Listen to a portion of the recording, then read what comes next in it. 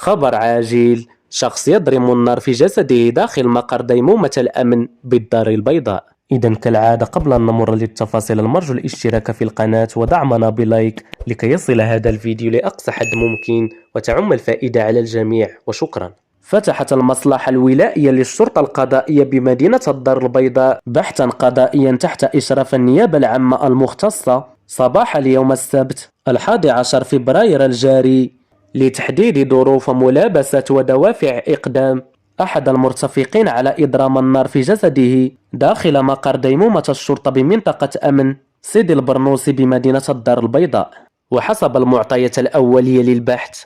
فقد حضر المعني بالأمر إلى مقر ديمومة الشرطة في ساعة مبكرة من صباح اليوم السبت لتسجيل شكاية بشأن سرقة هاتفه النقال في مواجهة سائق سيارة أجرة، وذلك قبل أن يعمد لاحقا إلى إضرام النار في جسده بسبب دوافع وخلفيات يعكف البحث حاليا على تحديدها والكشف عنها. وقد تم نقل الشخص المصاب إلى المستشفى لتلقي العلاجات الضرورية بعد إصابته بحروق، في وقت باشرت فيه المديرية العامة للأمن الوطني إجراءات التفتيش الداخلي لترتيب المسؤولية الإدارية الضرورية في حالة إذا ما أكد البحث المنجز أن هذا الفعل الإجرامي له علاقة أو نجم عن تجاوز محتمل أو تقاعس مفترض من طرف أحد موظفي الشرطة العاملين بالمداومة.